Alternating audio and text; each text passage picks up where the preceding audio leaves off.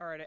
11 years ago today, I was in Budapest, Hungary for an interagency exercise. It was a counterterrorism training exercise when Al Qaeda conducted their attack on 9/11. At that time, I knew immediately, like, my life was forever going to be changed from that attacks, and I knew, most likely my kids as well, because it was going to be an enduring threat that we're going to be facing for a long time. However, we stayed there in Budapest for another 2 or 3 days, not knowing if Al Qaeda was going to conduct additional attacks overseas or something, that we'd be in a good position to react to those if we had to. And then returned to the U.S. Shortly thereafter. And within weeks, found myself in Afghanistan for the first of several trips there, in Iraq and the Horn of Africa and other places as well since that time. At that time, nobody questioned the legality of the invasion into Afghanistan. But here, 11 years after 9/11, now the legality of our operations are more and more debated now than ever. The legality of those, even though they're well grounded, both in terms of domestic law and international law. So I'm going to talk briefly about the legal aspects of counterterrorism. First, I'll discuss the domestic and legal justifications for many CT operations. Then I'll discuss Al Qaeda and its affiliates, because how a group is defined or how we understand that group has an impact at the domestic international level in terms of the legality of the CT instruments that we use against it. And finally, I'll conclude on a somewhat pessimistic note about the continued legal challenge that we face going forward when combating non-state actors. First, CT operations are at the confluence of law and national security. Over the past 2 years, numerous senior officials from the Obama administration have made legal arguments attempting to justify the legality of various CT policies carried out by the United States. In his speech at the Harvard Law School earlier this year, CIA General Counsel Stephen Preston lays out the legal requirement in a 2x2 matrix that you see up on the screen there. And as anyone that's ever studied international relations knows, the entire world can be simplified, or anything in the world can be simplified down to a 2x2 matrix. So we have that up there. You see across the top, we have domestic law and international law on the top, and then the authority to act in compliance and execution on the side. And I'll spend a little time on each of the quadrants. The first box I'll start with is the authority to act under U.S. law. And I'll focus on U.S. The U.S. in this case, because that's really what I know best. In terms of the authority to act against Al Qaeda, numerous, like I said, officials in the administration have made their case here. For the U.S., the authority comes primarily from the authorization for the use of military force, or to refer to as the AUMF.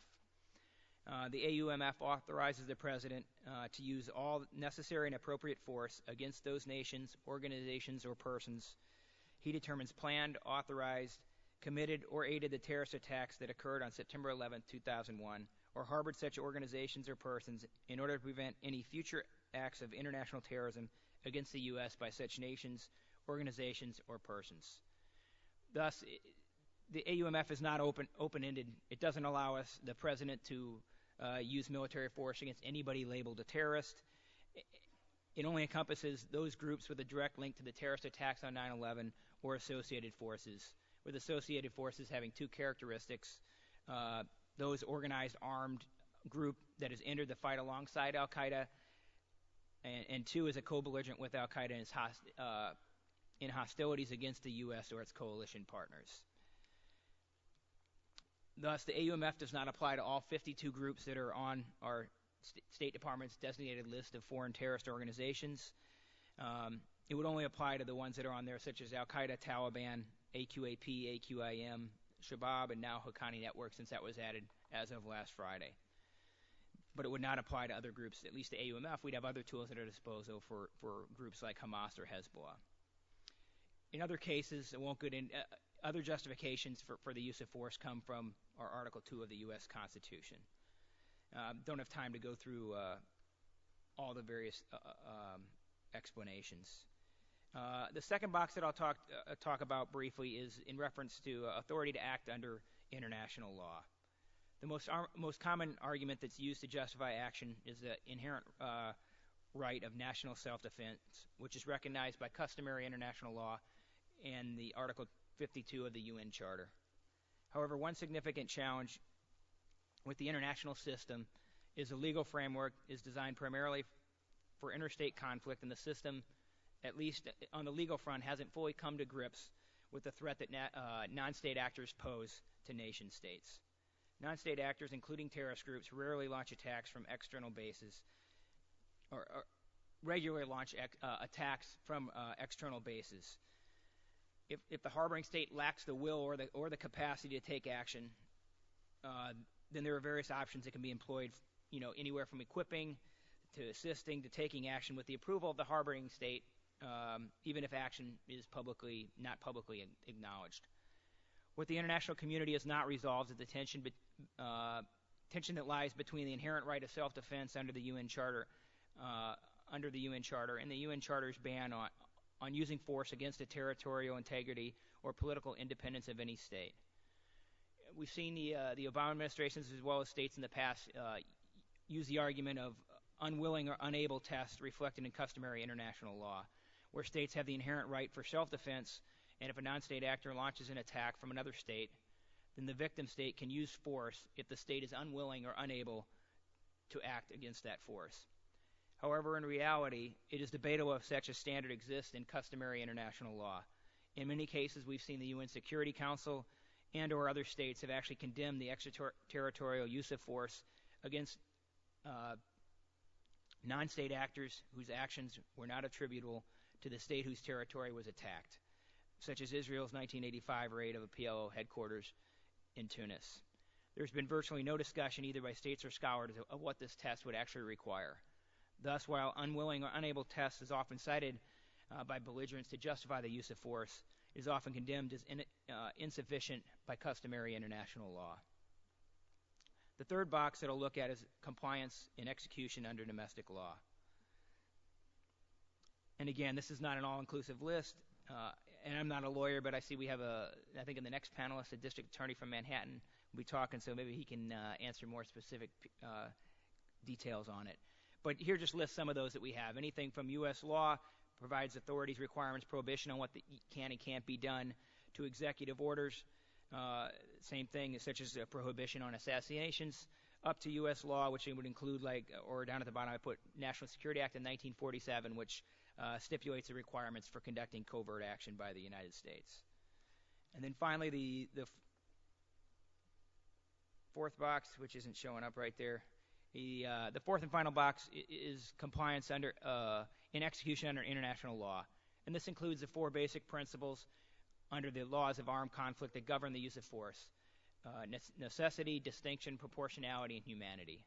And again, both U.S. Attorney General Eric Holder and National Security Advisor John Brennan have elaborated on how targeted killings by the U.S. satisfy these principles. Principle of necessity is a requirement to have the target for the target to have a definite military value. The principle of distinction, the idea that only a military objective may be intentionally targeted and civilians are protected from being intentionally targeted. The principle of proportionality is a notion that the anticipated collateral damage of an action cannot be excessive in relation to the anticipated military advantage. And finally, the principle of humanity, which requires the use of weapons that will not inflict unnecessary suffering. I'll now transition to a discussion of Al-Qaeda as an organization. For the past few years, there has been an ongoing debate about the relationship between Al-Qaeda Core, or Al-Qaeda Central has been dubbed, and its affiliates, and whether Al-Qaeda Central is the puppet master that's controlling the affiliated or associated organizations, or if Al-Qaeda is a leaderless jihad, with Al-Qaeda Central having little control over the larger organization.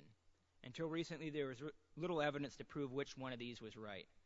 However, with the recent release by the Combating Terrorism Center at West Point of the 17 of the documents that were captured during the raid on Abbottabad last year,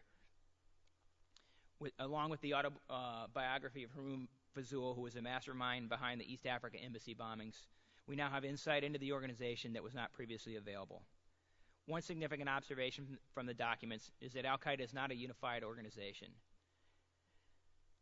Again, prior to the release of the documents, some thought Al-Qaeda Central might have been that leading or controlling the movement of those affiliated organizations. However, the documents reveal a different story about the relationship and bin Laden's role in the global jihadi activities. The documents also show a relationship is contested amongst the senior leaders and with the affiliated organizations. What's apparent is bin Laden only starts to attempt centralization of the larger al-Qaeda movement in 2010 due to concerns with the behavior of some of the affiliated organizations, and effectively tries to appropriate the term al-Qaeda Central. Additionally, bin Laden wants to centralize al-Qaeda, especially in terms of the media strategy, so they can guide the regional groups who can act operationally. He goes so far to ask ATIA to prepare a memorandum of understanding and requiring that the affiliates consult with al-Qaeda Central before attacking. In terms of managing the media, he states, we should not violate our words with some of our practices, and actually proposes a panel for media messaging. It is also clear that while these regional groups still desire bin Laden's public support and acknowledge his symbolic value, they did not seek his permission or consult with him for operational issues. In fact, when organizations asked for a formal merger with al-Qaeda, bin Laden always turned them down, realizing that a formal merger with al-Qaeda in Iraq was probably more of a downside than an upside for his organization. The second insight from the Abbottabad documents is that the al-Qaeda affiliated organizations are al-Qaeda inspired, but don't necessarily behave like al-Qaeda, or at least the way that bin Laden's vision of al-Qaeda. Bin Laden and other senior al-Qaeda leaders were critical of these organizations for their strategic focus, their tactics, and the lack of knowledge of Islamic law. He's critical of these groups that they're all distracted in fighting their near enemy or regional jihads outside of Afghanistan and Iraq and Somalia, which are acceptable battlegrounds in his mind, and they should be focusing on the far enemy, which is the U.S. Additionally, he and other senior al-Qaeda leaders are critical of their tactics, some going far as to say that al-Qaeda should publicly criticize the groups and apologize for their actions and for their and even disassociating with some of those other organizations. They're most critical of what we consider the principle of distinction, such as using and the number of Muslims that they're killing with their tactics. Bin Laden's aversion to civilian casualties is the focus of much of bin Laden's letters. Additionally, he is disappointed by al-Qaeda and the Arabian Peninsula's damaging timings of its public statements. In one example, in this case it was Fazul, was critical. He said one example, like the East African embassy bombings, did not target the Israeli embassy in Nairobi because there was a children's school nearby, and then that would inflict unnecessary casualties on the school children. Example of kind of how the targeting is a little different between al-Qaeda senior leaders and the organization.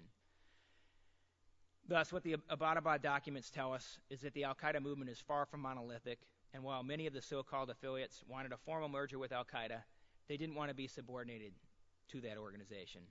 Also, the documents demonstrated that bin Laden lacked any type of control over the affiliates, and there was serious debate about senior al-Qaeda leaders as to what to do with the associated organizations.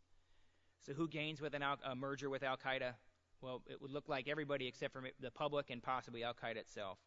First, any of these organizations or affiliates gain because they get the brand recognition that they want. Next, the media will gain by dubbing, for example, is GSPC. Most of the American public has never heard of GSPC, doesn't know what it is, but being rebranded, renamed as Al-Qaeda in the Islamic Maghreb. Most Americans have no idea what the Maghreb is, but they know what Al-Qaeda is. So people are going to read and pay attention to the news. Finally, policymakers can gain by the elevation of a group effectively to the Al-Qaeda level. Even if the group is designated as a foreign terrorist organization, there's limited tools at our disposal. GSPC effectively becoming to the level of Al-Qaeda in the Islamic Maghreb, now we can use tools under the authorization of the use of military force. Who loses? Most likely the public, because now we're elevating some of these groups up to a higher level than they probably deserve. I will finally conclude with a brief discussion on 4 legal issues that will continue into the future. First, what happens if any of the so-called affiliates split from Al-Qaeda or Al-Qaeda core cuts them away? In the life cycle of terrorist organizations, it's fairly common for groups to merge and split, maybe remerge. And as we saw in some of the documents, there was real discussion by some of the senior leaders to actually cut away and disassociate from some of these other, from Al-Qaeda organizations. If this happens, what would that mean in terms of the requirements under our domestic law and the tools we have at our disposal? Second, capturing is often more difficult than killing, not only from the tactical perspective, but from a legal one. a couple points on this one. Clearly, from an intelligence perspective, it's desirable to capture, but it's obviously more challenging tactically as well. Whether operation is conducted by the U.S. unilaterally or by host nation forces, two potential issues arise. One is the burden of proof required to convict someone in a court of law, make it difficult to hold and prosecute a known terrorist. In other words, you got to build the indictment, which is the burden of proof is often higher to try to build a criminal indictment, at least in most liberal democracies, versus determining that someone's a member of an organization and therefore a lawful target. And then if we do capture someone, absent of using an aircraft that's capable of refueling and bringing them back to the U.S., then you've got to stop in a third-party country for transport. And so here's where our trusty 2x2 matrix that we showed on the previous slide fails us and shows that not everything in international relations can be boiled down to a 2x2 matrix. Is if a third country is involved, maybe they have legal requirements preventing us from transporting a suspected terrorist through their country, realizing that we have capital punishment in our country. The irony being that the irony of this is because of this and other legal constraints, killing may be the only option because transport may be too difficult. Third, there's no good international mechanism to determine if a country is unwilling or unable, as I discussed before. And then finally, what does the increased instability within the region mean for CT operations? As governments struggle to maintain control within their borders and become more and more ungoverned, other states are more likely to conduct extraterritorial use of force under the unwilling and unable test. That's really kind of still debatable where that stands within customary international law. In conclusion, how we describe or understand an organization has significant impact in terms of both domestic and international law. And second, the international community has really yet to come to full grips with where non-state actors can respond under international law. Thank you.